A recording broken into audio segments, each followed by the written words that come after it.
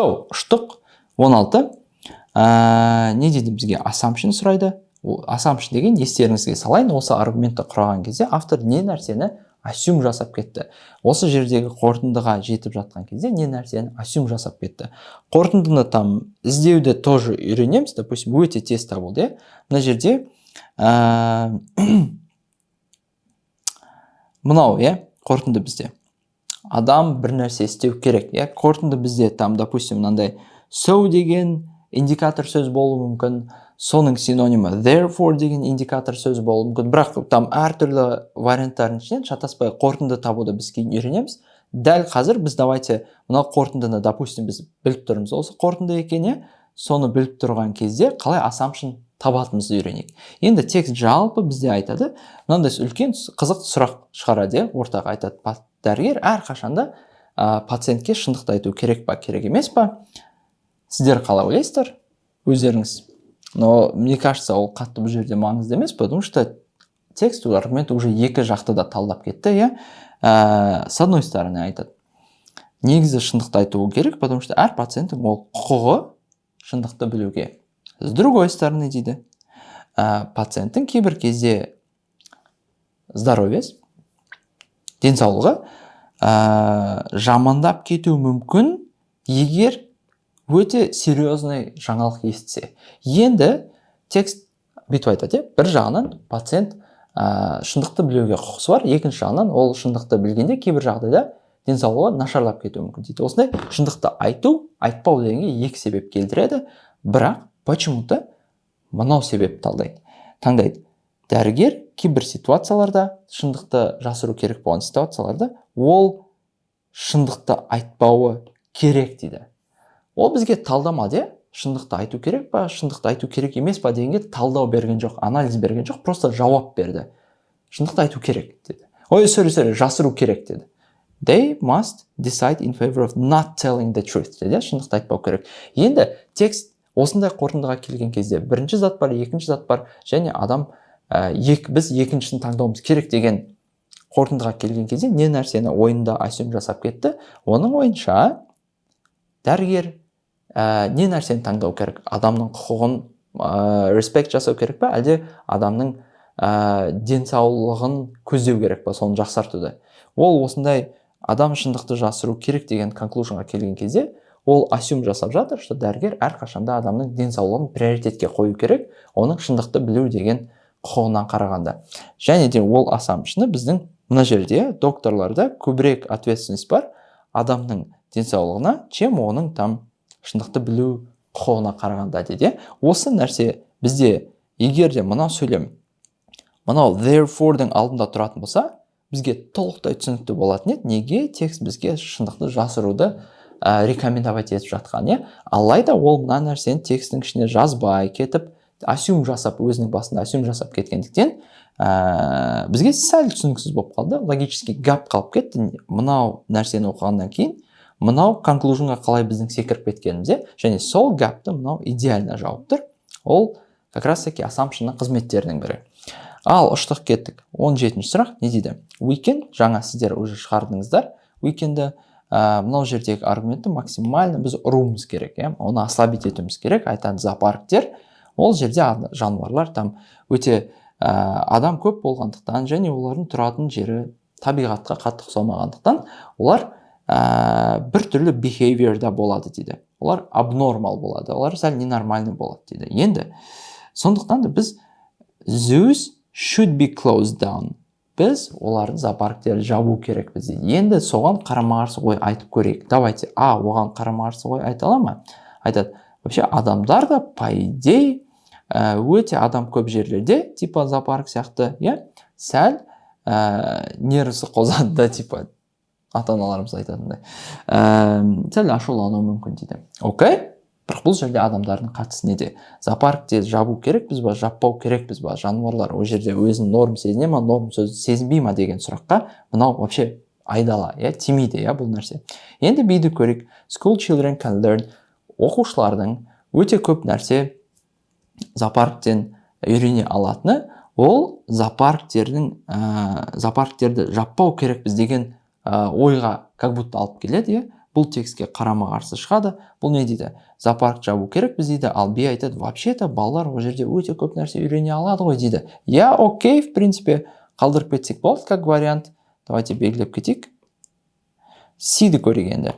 Many of the animals currently in zoos would not be capable of living in the wild дейді. Бұл тоже вроде керемет себеп береді. Неге біз зоопаркты жаппауымыз керек? Себебі, егер де дәл қазір ана жануарларды біз шығарып жіберетін болсақ, олар табиғатта өмір сүріп үйренбегендіктен выжить ете алмай қалуы мүмкін дейді, өліп қалуы мүмкін. Сондықтан да біз зоопарктерді жаппайық дейді. Қанша дегенмен біз C-дің слабый вариант екенін түсінеміз. Неге?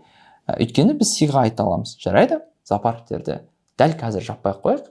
Бірақ сол зоопаркте қазір бар жануарлар өздерінің өмірлерін сүріп біткеннен кейін жапсақ болады. Типа 10 жылдан кейін, 20 жылдан кейін, 80 жылдан кейін зоопарктерді жапсақ болады.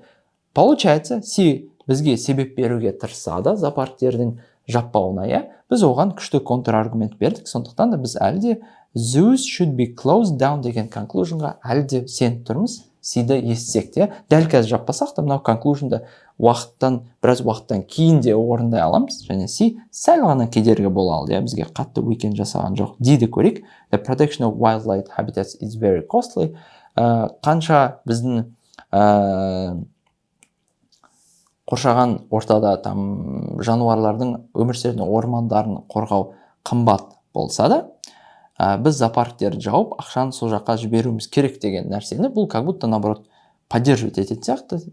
Типа ол өте қымбат, оған біз көбірек ақша құртуымыз керек деген сияқты. Бәрібір де бұл біздің негізгі дебатымыз емес. Біздің негізгі дебат бұл жерде зоопаркте жануарлар страдать ете ма, етпей ма? Сол үшін біз оны жабамыз ба, жаппаймыз ба? Жапқаннан кейін қайда ол ақша кетеді? Зоопаркке жаратылып жатқан ақша қайда кетеді? Ол негізгі дебат емес, бұл аргументтің. Ені көрейік. Zoos enable endangered species. Зоопарктер күшті қызмет атқарады дейді. Олардың күшті рөлі бар дейді, оказывается. Ол жойылып бара жатқан жануарларды алады да, зоопаркте оларды, допустим, көбеюіне күшті мүмкіндік береді, және оларды қайтадан табиғатқа reintroduce жасайды. Бұндай зоопарктердің өте күшті рөл атқаратынын естігеннен кейін біз әрине де уже зоопаркты жапқымыз келмейді. Неге? Өйткені жойылып бара жатқан жануарларды құтқаруда күшті рөл атқарады екен. Типа зоопарктер болмаса, допустим, еліктің, допустим, өте сирек түрін гепард па, арыстан ба жеп қою мүмкін еді, қасқырлар. Әлде біз пілдің өте сирек түрін зоопаркте алып оны көбейтпегенде, оны браконьерлер до конца жойып тастау мүмкін еді. Осылайша біз едан өте қатты қарама қарсы бұл текстке ұратын себеп аламыз. Әрине де мынау да бізге текстке ұрады, бірақ е сияқты ұра алған жоқ. Еде бізде үлкен себеп бар, зоопарк неге біз жаппауымыз керек екен. Сондықтан да әрине де B-дің қасында е көбірек текстті weekend жасапты. Молодцы. Ұштық, давайте номер 18. Бұл жерде есептейтін есеп, коте, есептеп тастақ, резко. Айтады, бір балаға 1 евро береді, 1 евроны давайте сразу центқа аударып тастақ, потому что дальше есеп центпен кетеді. Байқадыңыздар ма? Бүкіл жерде C деп жазылып тұр. Ал ұштық, короче айтады, бір балаға 1 евро береді, оны сразу біз 100 цент деп жазып аламыз. Және де 100 центтің кем дегенде жартысын ол жарату керек. Мындай liquor sticks дейді. Ладно, короче, бір какой-то liquor sticks деген затқа ол, короче, кем дегенде жартысын жарату керек. Кем дегенде жартысы ол қанша? 50 цент. 50 цент. Және 50 центқа әрқайсы 5 центтен тұратын болса, ол зат неше штугын алады? 10 штугын сатып алады. Дәл солай ол ақшасының кем дегенде ширегін, кем дегенде 4/1 жарату керек. Мындай тоффиз деген затқа, Қазақстанда бар сияқты, аттанысы, тоффиз деген затқа жарату керек. Енді кем дегенде ақшасының 4/1 дейді. Ақшасының 4/1 ол қанша? 100-дің 4/1 25 цент. Енді айтады, әр тоффи тұрады 3 цент. 3 цент тұратын болса, 25 центке біз сатып ала аламыз 8 штук. Бірақ та қараңыздар, 8 штук сатып алсақ, біз 24 цент жаратқан боламыз ғой. Ал бізге айтты, at least кем дегенде 25 жаратыңдар дейді. Значит, біз 8 штук алғанымыз жеткіліксіз, сондықтан да біз 9 штук аламыз. Ал 9 штук алатын болсақ, значит біз 25 емес, уже 27 жарату керек боламыз, потому что 25 жаратамаймыз. 27 жараттық. Ал енді үшінші зат біз минимум алуымыз керек, тағы at least 10-нан бірімізді, ақшамыздың 10-нан бірі, ол қанша? 1 цент. Біз құртуымыз керек, мынандай bubblegum деген затқа. Bubblegum, ал ол әрқайсы 2 центтен тұратын болса, неше штук сатып аламыз? Әрине 5 штук, Енді бізде қанша ақша қалып қалды, санап көрейікші өзі. Біз, пока что жараттық. 50 цент плюс 27 цент плюс 10 цент. Қанша? 87 цент пока жаратып тастаппыз. Бізде қанша цент қалды негізі өзі жаратылмаған? Бізде пока что, бар 13 центіміз бар, Бізде 100 центтен әлі 13 центіміз қалды. Енді бізде сұрақ. Бізге bubblegum алатын range-ді беріңіздер дейді. Range деген ол минимум мынаншадан максимум мынаншаға деген нәрсе. Кем дегенде және ең максимум неше зат аламыз, неше штук аламыз. Bubblegumның біз кем дегенде 5-еуін алуымыз керек. Біз, получается, кем дегенде 5-еуін алуымыз керек. Таптық. Жарайды. Бізде қосымша 13 цент алып қалып қалды ғой. Ашты, если біз сол 13 центтің барлығын, bubblegumға жарататын болсақ, 2 центтен неше штук bubblegum аламыз? Тағы 6 штук дополнительно bubblegum аламыз, Получается, біз минимум 5 аламыз, если что, потом максимум тағы 6 штугын да купить ете аламыз, және де бізде максимум 11 болады. Біздің рейнжіміз 5 пен 11-дің сонда арасында, B. Молодцы, шикарный шығару болды, и ұштық тогда келесі 19-ға. Ал енді мына жерде айтады. Біз, сағат 12-де бара жатыр қаланың ортасында, және ол қаланың ортасында бізде митинг бар, который минимум 3,5 сағат болады дейді. Белгілеп алайықшы, ол жиналысымыз қаланың ортасында бізде болады минимум 3,5 сағат. Керемет. Және де айтады, біз, сағат 5:30-да бір жерде, 6-да бір жерде болуым керек, ол үшін мен митингтен 5:30-нан шығып кетуім керек дейді. Получается, біз максимум, егер 12-де келсек, минимум 3,5 сағат болуымыз керек, ал максимум біз бола аламыз сағат 5:30-ға шейін, значит, 3,5-нан 5,5 сағаттың арасындағы уақытта біз тұрып қалуымыз мүмкін, сол митингте. Енді дальше көрейік, айтады. Бізде, осындай паркингтар бар, и олардың әрқайсының бағалануы, қанша ақша төлейміз сол паркингте тұрғанымыз үшін, және біз қай паркингті табамыз, чтобы өте көп экономить ету үшін. Енді есептеп көрейік. Естеріңізге салайын, егер мына жерде таблицада көп бір 10 шақты паркинг болса, оның барлығын есептеу керек емес, тек қана мынау 5-еуін ғана есептеу керек. Осындай инсайт алып алдық, алдыңғы есептен, помните, тоже таблица болды. Енді кеттік. Мынау 5-еуі, ровно мынау 5-еумен сәйкес келеді. Давайте әрқайсысын есептеп шығайық. Енді айтады бізде 6 euro per day flat rate дейді. Flat rate деген сөзді өмірімізде бірінші рет естіп тұрсақ та, логикамыз бізге айтып жатыр, что бұл бір күнде тұрсаң, қанша сағат тұрсаң да бір күндегі любой период үшін сен 6 евро төлейсің деп. Получается, біз қанша уақыт тұрсақ та, мынау Grove Street деген вариантта 6 евро төлейміз. Хорошо. Екіншісі Victoria Square 1 euro per hour or part of an hour. Допустим, біз 5,5 сағат тұратын болсақ, максимум, ең көп уақыт 5,5 сағат тұратын болсақ, біз 1 евро сағатқа әлде сағаттың бөлігіне төлейміз. Получается, біз 5 сағатқа 5 евро төлейміз, және 5,5 сағатымыз бар ғой. Әр сағаттың бөлігіне де біз 1 евро төлеуіміз керек екен. Жарты сағат тұрсақ та 1 евро төлеуіміз керек. Сонымен біз айталамыз, бізде 5,5 сағат тұрғанға біз тоже 6 евро төлейміз. Жарайды. Central Park дегенді көрейік. Алғашқа 2 сағатқа тегін. Алғашқа 2 сағатқа тегін болса, бізде әлі 3,5 сағат қалады, мынау 5,5-нан. 3,5 сағаттың әр сағатына, әлде әр сағаттың бөлігіне 2 евро төлейтін болсақ, бізде 3 сағат бар, әрқайсысын 2 евродан, және тағы бір сағаттың бөлігі бар ғой, біз оған да толық 2 евро төлеуіміз керек, даже бір сағаттың бөлігі тұрсақты. Және де ол бізде болады қанша? 8 евро. Керемет. Bonington деген вариант не дейді? Алғашқы бір сағатқа тегін, бірақ келесі сағат және сағаттың бөлігіне 1,5 евродан. Получается, бізде 5,5 сағаттың алғашқы сағаты тегін болса, қалған 4,5 сағатты біз 1,5-ға көбейтеміз, значит толық 5-ті 1,5-ға көбейтеміз деп есептей берсек болады. Ол бізде 7,5 евро шықты. Соңғы вариант Grange Road айтады 2,5 евро алғашқы 3 сағатқа. 2,5 евро төлейміз алғашқы 3 сағатқа. Тағы қанша сағат қалады? 5,5-нан 2,5 сағат қалады. Ол 2,5 сағаттың әрқайсысы 1,5 евродан болатын болса, 3-ті көбейтеміз 1,5-ға, и бізде шығады қанша? 4,5 плюс 2,5 7 евро шықты ма? Осы жерден ең арзан бізде мынау екеуі, бірақ бізде екеуі тең ғой. Не деп ойлансақ болады? Егер уже біреуге жеткен болса, молодцы, өте шикарная логика.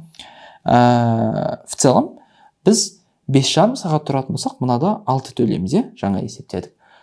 Мына жерде қанша уақыт тұрсақ та 6 евро төлейміз. А что если біз 5,5 сағат емес, 3,5 сағат тұрып қалсақ ше? Помните айтқан едік қой, біз жиналыста 3,5-нан 5,5 сағат бола аламыз деп. Егер де біз 5,5 сағаттан азырақ тұратын болсақ, Victoria Square-да 6-дан азырақ төлейтін едік. Осылайша біз түстеміз, что ең оптимальный бізде вариант мынау B. Өйткені біз аз уақыт тұрсақ та ада 6 төлейтін едік. So, молодцы, күшті шығардық, вообще молодцы. Соңғы 10-қа ұштық. Осы пробныйдың 20-шы есеп не дейді? Бұл жерден бізде сұрайды 3 түрлі стол бар, және сол үшеуі екі жерде бір-бірімен біріккен, және осыдан біз қай вариантты ала алмаймыз дейді. В принципе, А-ны біз ала аламыз. Егер қараңыздар, мынау басын және мынау басын бір-біріне тигізетін болсақ, бізде А шыға келеді. Егер де біз мынаны алып, мына жерге апаратын болсақ, типа мынаны біз былай көтеретін қылып, көтеріп, былайнан қойсақ, және мынаны дәл солай былайнан қылсақ, бізде С шығады. Керемет. Егер де біз мынаны көтеріп, мынау С-дағыдай, ал мынаны былай жабатын болсақ, типа былай қылып ше, мынаны осылай жапсақ, ал мынаны көтерсек, бізде B шығады. Хорошо. Егер де біз мынаны былай жауып, былай қойсақ, допустим, және де мынаны сәл-сәл былай қозғалтатын болсақ, типа ол былай тұр ғой, оны былай қоятын болсақ, және де мынаны қазір былай қоятын болсақ, бізде Е шығады. Единственное бізге түсініксіз, қалай әр тейбл басқа тейблға бір жерінен біріктірілген болса, қалай олар мынау тейблді D вариантында жұлып алды, және де мысалы мынау үстінде тұрған тейбл ешкіммен еш жерде бірігіп тұрған жоқ, хотя бізде 3 тейблдің барлығы как минимум бір бетінде басқа тейблмен біріккен, үшеуі бір-біріне біріккен, бірақ біз қалайша мына жерде бір тейблді бөлек алып алдық, бізге сол сәл түсініксіз. Ол бізде мынау тейбл, және де D варианты сол біздің could not be made вариантымыз болып шыға келеді, молодцы. Визуально талдадық. Бұл визуальный есептерді біз spatial orientation деп атайтын боламыз курста. Олардың там типа, бұл easy есеп тема. Қиындау, күрделілеу есептерінде қалай резко шығарып тастауын тоже талдайтын боламыз. Ал ұштық 21-ші есеп. 21-ші есеп бізге таксисттер туралы өте қызық история айтады. Олардың таксист болуға дайындалған кездегі экзамен тапсырады ғой. Сол экзаменнің алдында және қаланың картасын жаттап, оған кейін экзаменнен кейінгі миларының суреттерін салыстырады и айтады, оказывается, сол екі снимактың арасында бір ерекшелік бар, және ол мидың адамның жадына, памятіне жауап беретін бөлігінің үлкейгенін ескереді. Окей, круто. Және де айтады, адам, значит, дәл сондай логикамен егерде өте көп IQ тест тапсыра беретін болса, адамның миының, жалпы адамның IQ-ы жоғарылайды дейді. Енді сіздер мына аргументке сенесіздер ме? Адам өте көп жаттай берсе, оның миының памятқа жауап беретін бөлігі үлкейеді, дамиды. Адам, сондықтан да адам өте көп IQ тест тапсыра беретін болса, оның IQ жоғарылайды. Сәл сенуге келмейді, неге? Өйткені біз уже подсознательно түсініп тұрмыз, бұл аргументтің ішінде флоу бар, логический кемістік бар. Енді оны кемшілік бар, оны детально егер қағаз жүзінде қойып разбирать ететін болсақ, біз мынау жерде жұмыс істегендіктен бүкіл миымыз дәл солай жұмыс істейді деп айта алмаймыз. Сондықтан да біздің ең үлкен логический флоумыз, бұл қорытындыны құрауымыздағы, ол біз адамның памяти туралы бір ғана мысалдан біз адамның миы туралы conclusion шығара алмаймыз. Неге? Өйткені адамның памяти туралы, памятіне әсер еткен метод тренировки адамның IQ-на, әлде тез реакциясына, или мидың бір нәрседен күшті шығаруға, әлде миға күшті рефлекс беруге, басқа методтарына тоже жұмыс істейді деп айта алмаймыз. Адамның IQ-на да дәл сондай метод жұмыс істейді деп айта алмаймыз. Бір ғана экзамплдан. Сондықтан да бұл біздің бір ғана экзамплдан general, общий conclusion құруымыз қорытындыда біздің ең үлкен осы аргументтегі қателігіміз болып саналады. Бірақ біз бұл аргументті құрмадық, бұл аргументті басқа автор құрды, и бұл соның минусы. Біз ұштық, жаңағы қарап кеткен параллель деген сұрағымызға не дейді бұл жерде? Біз айтады, мына жерде бір история береді, Америк деген кісі бір затты сатып алғысы келеді, бірақ та advanced version версиясын сатып алғысы келеді, алайда профессиональный версиясы advanced версиядан да қымбатырақ. Получается, бізде advanced версия бар, және одан қымбатырақ, оның үстінде professional версия бар, және мынадан қымбатырақ қой. Егер де Америк advanced версиясын сатып ала алмайтын болса, значит, біз не айта аламыз? Қорытындымызда получается, профессиональный версия одан да қымбатырақ болса, ол профессиональныйды да сатып ала алмайды. Хорошо. Получается, біз енді параллель сұрағында не істейміз? Өздеріңіз уже примерно түсініп тұрғандай, мынау историяға параллельный история іздейміз. Енді ол есепті шығаруның кілті, ол структура деген сөзде, получается, дәл осындай структурадағы жауапты іздейміз. Параллель деп бізге Нует соны сұрап жатыр. Енді қарайық, дәл сондай структура бізде бар ма? Получается, структура қандай? Бір нәрсе бар, одан қымбатырақ, қиынырақ, или одан күштірек нәрсе бар. Біз мынаны істей алмағандықтан, мынаны да істей алмаймыз. Допустим, IELTS 6 алу қиын, IELTS 8 алу одан қиынырақ. Значит, IELTS 6 алмайтын бала, IELTS 6-ны да ала алмайды деген сияқты. Или адам бұл бала, бұл адам 10 километр жүгіре алмайды, оның максимумы 10-ға жетпейді. Значит, ол 15 километрді де жүгіре алмайды. Cannot either. Оны да істей алмайды деген структураны іздейміз. Параллель. Және ол параллель бізде кездеседі. Мынау вариантта бізге мынандай история айтады. Америк 9-дан кейін ол, чай ішемайды, потому что шайдың ішінде кофеин бар. Получается, 9-дан кейін кофеин іше алмайды. Кофеин шайдың ішінде бар, сондықтан ол шайды де іше алмайды. Енді айтады. Ал кофеда кофеин әлде қайда көбірек. Значит, бізде бар шай, оның ішінде кофеин бар. Ал кофеин кофеда одан да көбірек. Егер ол шайды іше алмайтын болса, ол, значит, кофені да іше алмайды деген conclusion болу керек. Көрейікші. Coffee contains more caffeine than tea. Вот conclusion. So, индикатор сөзі, Америк won't drink that after 9 p.m. either. Сондықтан да ол оны да, кофені да ішпейді дейді. Идеальный совпадение көріп тұрмыз структурада, и параллель деген кезде біз структура арқылы есепті шығару керекпіз. Енді сіздердің алғашқы инсайттарыңыз, параллель шығару жайлы. Ал ұштық, 23 не дейді? Айтады, бізге principle, бұны да алғаш рет көріп тұрмыз. Текстік сұрақтың principle деген сұрақ түрі. Principle деген бізде мынау текст қандай принцип, қандай қағидаға құралған, сол қағида бойынша біз жауап таңдауымыз керек. Орысша ол по какому принципу работает вот эта история деген сұраққа біз жауап беруіміз керек. Енді бұл жерде бізде айтады, button деген кнопка, екінші аудармасы ол түйме. Байқасаңыздар, ұлдардың, еркек адамдардың киімдерінде түйме оң жағында орналасады, әйел адамдардың обычно сол жағында орналасады. Және бұл текст айтады, неге сондай болып кетті модада? Себебі тарихи әйелдер, бай әйелдер өзіне servant жалдайтын, киінуге көмектесетін адам жалдайтын. Бүйтіп тұрады, походу оны киіндіреді, өте бай адамдар.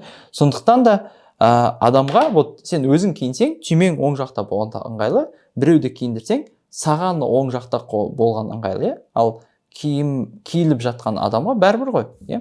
Егер серванттың оң қол жағында болса түйме, оның қарама қарсы тұрған әйел адамға ол сол жағы болады. Солайша бір какой-то тарихи себеппен фэшндағы, иә, түйме әйелдерде сол жақта болып қалыптасып кеткен. Және де айтады, ол текст айтады, енді қазір барлығы өзі түймелейді ғой, өз түймелеріне. Бүкіл еркектер, бүкіл әйелдер өздері түймелейді түймелерін. Сондықтан да киім жасап шығаратындар енді әйелдердің түймесін оң жаққа қою керек. Мысалы, ұлардікі оң жақта ғой, дәл солай әйелдердікі де оң жаққа қойылу керек дейді. Енді бұл жерде қандай жұмыс жасау принципі? Енді бұл жерде адамдардың көпшілігінің ыңғайына қарауымыз керек деген принципе. Қазір әйелдердің көпшілігі сервант жалдамайды ғой, өзі киінеді ғой. Сондықтан да сол көпшілікке подстраиваться етіп, әйелдердің де түймелерін оң жаққа ауыстыруымызға керек деген конклюжнға келдік. Қандай принцип, қандай қағиданы ұстандық? Осы конклюжнға жету үшін біз бір нәрсені істегенде көпшіліктің ойына ыңғайластырып істеуіміз керек деген принцип. Ол еда бізде тығылып тұр. The needs of the majority should come first. Көпшіліктің керектігі, нуждасы приоритетке қойылу керек. Молодцы, осылайша біз уже принцип деген сұрақты шығара аламыз, принципл деген. Ал пока ұштық 24-ке. Жұмысшы 3 адамға хат жазу керек, бірақ оның жұмысшысы дәл сол жұмысшы, бірақ настроениесі жоқ. Сондықтан өзің менеджеріне ренжіп қалған, сондықтан 3 адамға да 3 түрлі қате письмо жібереді, хат жібереді. 3 адам да ешкім өзінің дұрыс несін алмау керек, хатын алмау керек. Оның енді көрек қандай сценарий бар. Просто неше сценарий бар дейді, жай сыза бастайық, иә. Бізде 100 емес, 3 адам бар ғой. Сондықтан да просто сынап көрсек болады. Бірінші адам алуы мүмкін екінші адамның хатын, иә, бәрі шатасып кету керек қой. Әлде бірінші адам алуы мүмкін үшінші адамның хатын, иә, өзінікін алмау керек, главное, жарайды.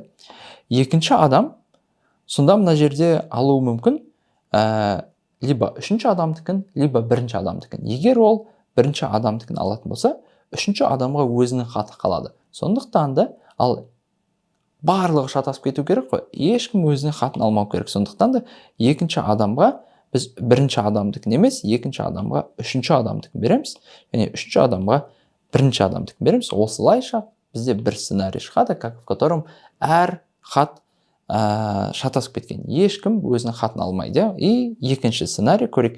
Бірінші адам үшінші адамдыкін алса, мына жерде екінші адамдыкін алды ғой. Енді үшінші адамдыкін алса, екінші адам алуы мүмкін либо бірінші адамдыкін, либо екінші адамдыкін. Ол өз-өзінікін алса, есеп болмайды. Бізден есеп бәр шатасқанын сұрап тұр. Сондықтан да екінші адам қалған бірінші адамдыкін алады, және үшінші адам екінші адамдыкін алады. Осылайша әр хат өзінің запланированный реципиентіне бармайды. И получается бізде өзі екі-ақ сценарий бар екен. 3 адамның әрқайсының қате хат алуына. Ал ұштық 25-ші есепке бізге айтады. 2 таблица береді. Еркектер мен әйелдердің бір күнде қанша қант жеуі, тұз жеуі, және де айтады, 3 граммнан аз, допустим, 1% еркектер жейді. Еркектердің 1% 3 граммнан аз тұз жейді. Что это значит? Это значит, 11% 6 граммнан аз тұз жейді. Және де, қараңыздаршы, вроде былай айтқымыз келеді, типа, значит, екеуінің қосындысы 12 деген сияқты. Бірақ та, мынау негізі мынаның ішіне кіреді ғой. Мынаның ішіне 1, 2, 3 грамм адамдар жейді. Кіреді, Ал мынаның ішіне 1, 2, 3, 4, 5, 6 кіреді. Получается, мынаның ішіне кіреді. Допустим, мынаның барлығы, типа, мынаның ішіне кіреді. 12-нің астына барлық кіреді ғой.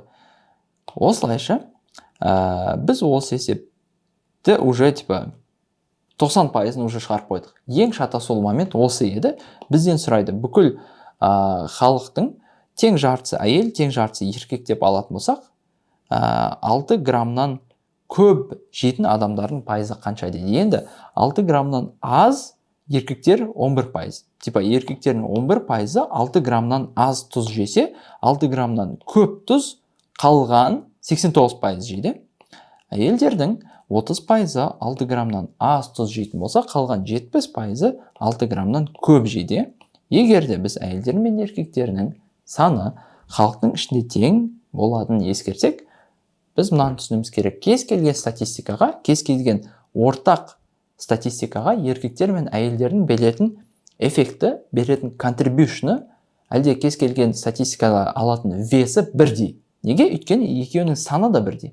Сондықтан да екеуінің саны бірдей болса, значит, общий статистиканы шығару үшін біз екеуін қосып екіге бөле салсақ болады. Бұл бізде 79,5-ды береді. Есеп бізге 1-ге дейін жуықтауға рұқсат береді. Сондықтан да біз таңдаймыз D деген вариантты. Сондағысы адамдардың қанша грамм тұз жейтін есептедік, өте оңай. 26-шы есеп, график. Негізі графиктерде өте маңызды түсіну, мынау график не білдіреді. Ал оны бізге көбінесе мынау сөйлем негізі түсіндіреді. Бізше примерно мынаны қарап таба салу деген болмайды. Себебі әр графиктің өзінің ключевой словосы болады. Егер де ол график типа мынандай болса, допустим, ол ключевой сөздер мына жерде тұрады. X өсі және Y өсі не білдіретін. А мына жерде, в принципе, көрініп тұр, айлар, айда неше бір нәрсе болатыны, және де ол не нәрсе екен бізге мынау көрсетеді, четко айтады. Біздің карточкадағы ақша әр айдың соңындағы. Получается, қалай ойлайсыздар, егер де біз январь айының соңында, бізде мынанша ақша болса, және де келесі февраль айының соңында бізде мынанша ақша болатын болса, февраль айында біздің ақшамыздың өзгерісі қандай болды? Егер де четко көрсетейін, январьдың соңында мынанша болып, февральдың соңында мынанша болған кезде, февраль айындағы біздің өзгеріс қандай болды?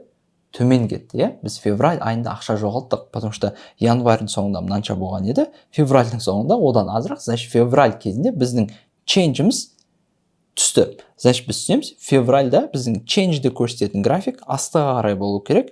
Оны A дұрыс көрсетеді, B дұрыс емес көрсетеді, C дұрыс көрсетеді, февраль астыға, D дұрыс көрсетеді, және E февральды үстіге көрсетіп қойған. Осылайша біз уже екі вариантымызды алып тастадық. Енді сіздерге күшті осы жерде инсайт берейін.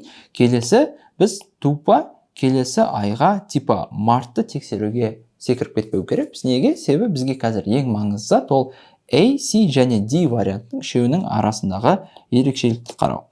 Енді ол арасындағы ерекшелік, допустим, менің ойымша мына айда прикольно көрініп тұр, июль деген айда, ол жерде 0 деп тұр, почему-то қарайықшы.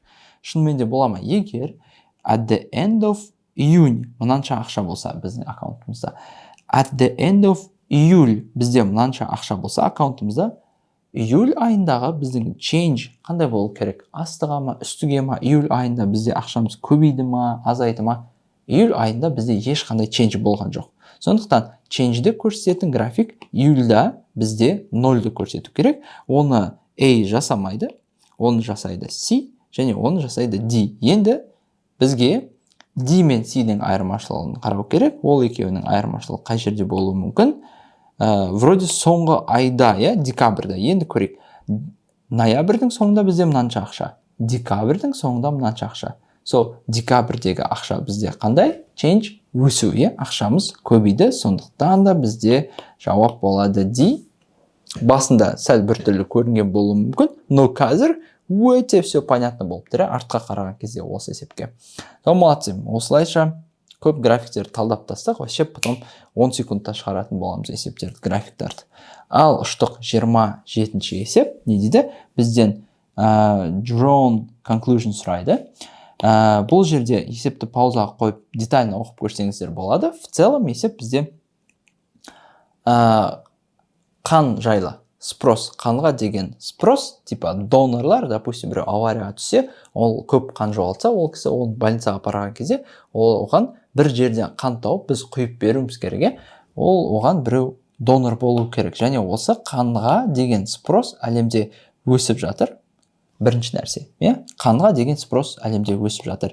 Екінші, қанды бере алатын адамдар 18 бен 65-ның арасындағы 65 жасты адамдар қанды бере алатын, оларға қарағанда спрос тезірек өсіп жатыр. Қанды бере алатын адамдарға қарағанда қанды керек ететін адамдар тезірек өссе не болады? Қан аз болады бізге. Қан жетпейді, бізде shortage пайда болады, қанға деген. Сондықтан да біз айта аламыз, проблема бар, проблема туындап жатыр.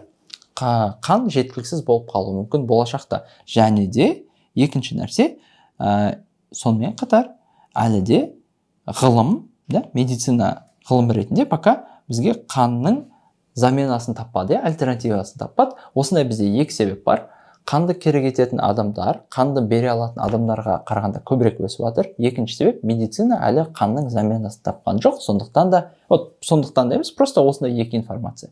Осыдан енді біз не нәрсені вывести ете аламыз, шығара аламыз. Давайте адам бастап еге дейін кете берейік. Алғашқы норм вариант көрінген кезде соны белгілейміз. Ал go to A-ді біз қаншалықты айта аламыз? As the demand for blood has increased, so the supply has fallen. Қанды бере алатын supply түсті ма? Онда информация жоқ. Қанды бере алатын адамдардың количествосы өсіп жатыр, просто ондай тез өсіп жатқан жоқ. Ол түсіп жатыр деген информация текстке қарама қайшы. Ол нәрсені қалай біз выводить ете аламыз, егер текст оған қарама қарсы нәрсе айтса. Go to B-ді көрейік. The rate of growth of blood donor population has been slowing recently. Бұл информацияда жоқ. Біз білеміз, что адамдардың қан бере алатын адамдар өседі, просто ондай тез өсіп жатқан жоқ. Но это не значит, что ол кеміп жатыр, что ол slow down болып жатыр. Просто өсіп жатыр, просто бізге керекті деңгейде өсіп жатқан жоқ. Бірақ ол төмендеп жатыр деген нәрсе білдірмейді ол.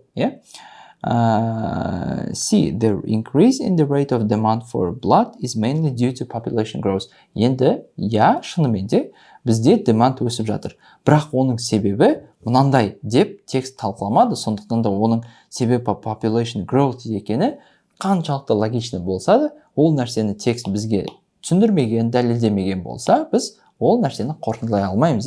Дейді көрейік. If more blood donors could be found, there would be no need to find substitute for human blood.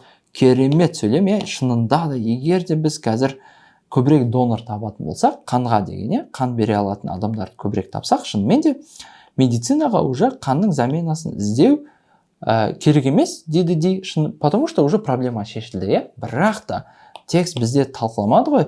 Текстта мынандай информация жоқ қой. Медицинаның қанға замена іздеудегі жалғыз мақсаты ол мына демандты шешу деген нәрсе болмады ғой. Медицинаның қанға альтернатива іздеу себебі үшеу болуы мүмкін, оның біреу ғана мынау болуы мүмкін. Текст оны айтпады. Медицина қандай мақсаттармен іздейтінін. Біз пока бірақ мақсатын білеміз.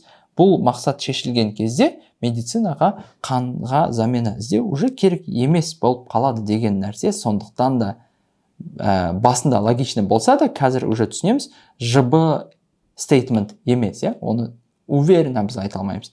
Енді көрейік, соңғы бізде үміт еге. Ол не дейді? Бұл проблема қанға спростың көбеюінің проблемасы пока что шешілетін ешқандай знак көрсетіп жатқан жоқ. Керемет, бұл проблеманың шешілуінің ешқандай знагын көріп жатқан жоқ. Себебі бізде бар информациядан біріншісі спрос көбірек өсіп жатыр предложение қарағанда, екіншісі медицина әлі заменасын таба алмай жатыр қанның. Сондықтан да бұл проблема ешқандай шешілудің знагын бізге көрсетіп жатқан жоқ, беріп жатқан жоқ. Солайша біз 100% айта аламыз. Қалған варианттарға қарағанда молодцы. Drawn conclusion уже сіздер мастер болып қалдыңыздар ма? Нені моктың соңына қарай. Окей, хорошо. 28. То же самое. Drawn conclusion не нәрсені біз с уверенностью айта аламыз. Негізі бұл жерде аргументтің дәлелденгендігі деген бір тақырып бар. Негізі drawn conclusion шығарғанда. Оны біз курста valid arguments деп атаймыз. Бұл жерде сіздердің бастарыңыз қатырып детально түсіндіріп жатқан жоқпын. Осы есептерді шығаруға четко қысқа түсіндірменің версиясын беріп жатырмын. Сіздерге прям түсінуге оңай болу үшін. Но если что, бұл есептерді шығару көп деңгейлі, оны біз ең үстіңгі деңгейін ғана беріп жатырмын. Хорошо? Енді ұштық 28-ге. everyone is exposed to low backgrounds of levels of asbestos. Бізге айтады, ауада асбестос деген зат ұшып жүреді дейді. В целом, типа, ауада миллион зат ұшып жүреді. Егер сіз Алматыда болсаңыз, может быть, ауада там чуть углекислый газ көбірек ұшып жүруі мүмкін, басқа қарағанда. Допустим, если Қарағандыда болсаңыз, ауада көмір ұшып жүруі мүмкін деген сияқты. Арал жақта тұрсаңыз, там ауада көп тұз ұшып жүруі мүмкін деген сияқты просто бір история. Ауада негізі көп нәрсе ұшып жүреді. Осы аргументтің ішінде ауада асбестос ұшып жүр. И айтады, негізі асбестос вообще риск бермейді дейді денсаулыққа, және иногда асбестос үйдің ішінде де табылады дейді. Егер үйдің ішінде ол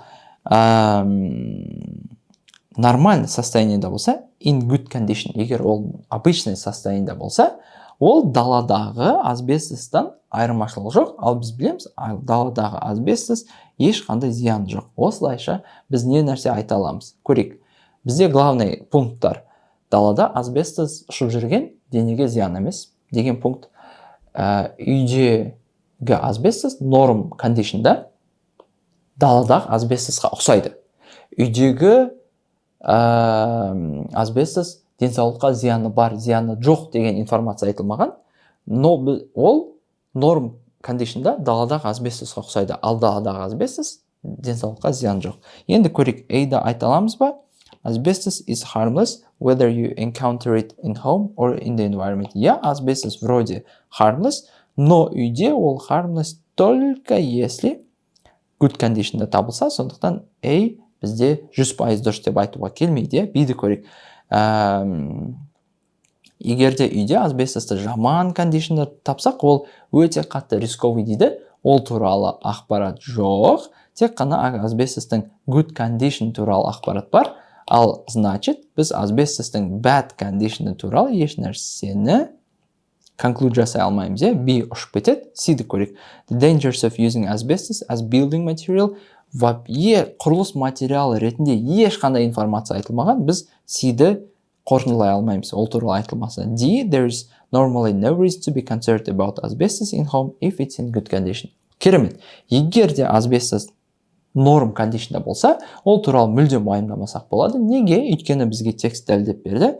Үйде ол норм кондишнда болғанда, ол даладағы асбестосқа ұқсайды, ал даладағы асбестос вообще зиян емес. Осылайша біз D-ді 100% айта аламыз.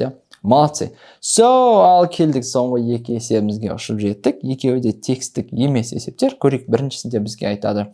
Бұл есептің түрі мынау информацияны интерпретировать ете алу түріне жатады. Получается, бұл жерде как будто бір нәрсені есептеу керек, но бірінші ең маңызды істеуіміз керек нәрсе бір нәрсені санап өлшеп шығару емес, бұл информацияны дұрыс түсіне алу деген сияқты. Бұл да негізі өте оңай. Просто ағылшынша берілгесін қиын болып көрінуі мүмкін. Қараңыз қазір. Разбирать етіп бастаған кезде сразу есеп оңайлай түседі. Енді айтады. Мынау ата-аналардың өздерінің балаларының темекі шегуіне деген көзқарасы. Ата-аналардың ойы. Ал мынау балалардың ата-аналары қалай ойлайды деген ойы. Типа, мысалы, ата-аналардың 63%-на ұнамайды балаларының темекі шеккені. Ал балалары ойлайды, ал балалардың ойлауынша тек қана 19% ата-анаға ғана ұнамайды олардың темекі шеккені. Хотя ақиқатында 63%-на ұнамайды ата-аналардың.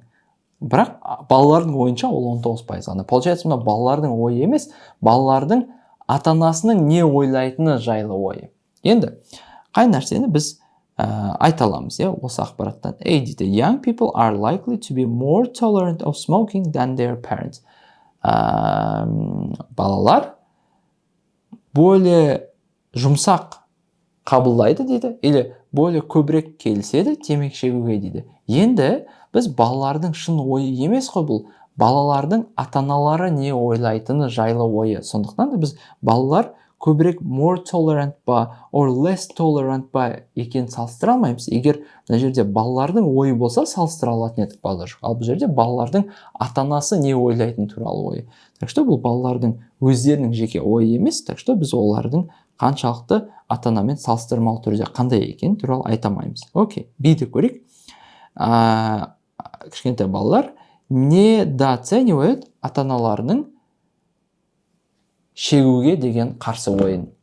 Бұл деген не білдіреді? Ата-ана типа шегуге қатты ашулы, қатты қарсы, бірақ бала оны недооценивать етеді. В принципе, ата-ана походу норм деп ойлайды да, типа.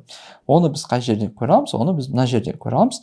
Ата-аналардың негізі disapproval'a, олардың ұнамайтыны, балалардың темекі шегуі 63% ата-аналарда болса, балалар всего лишь оны 19% ата-аналар деп underestimate жасайды. Оны тағы да біз қай жерден көре аламыз? Don't mind деген норм деген сөз. Міне норм деген.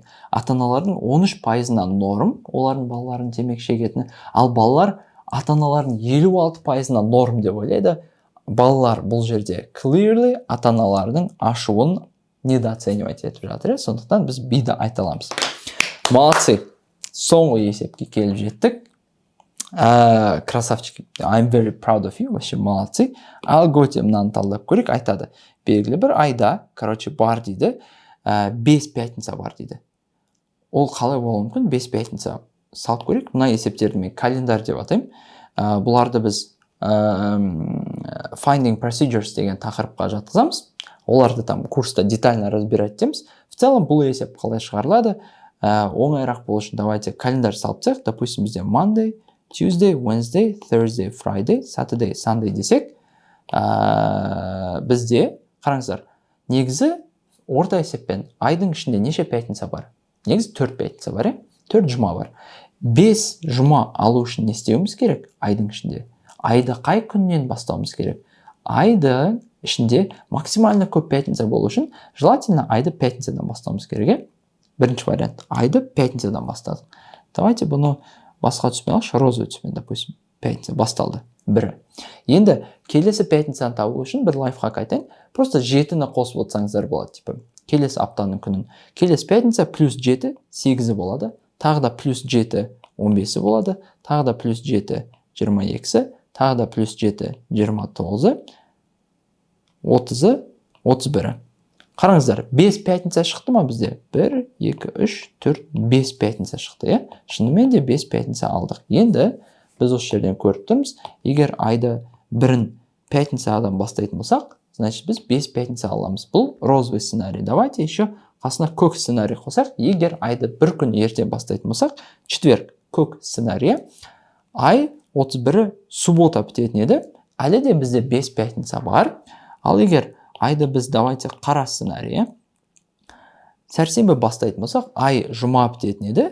Бірақ егер айды одан бір күн ерте бастайтын болсақ, мысалы, вторник бастайтын болсақ, ай уже 31-і мына күнге келіп қалатын еді.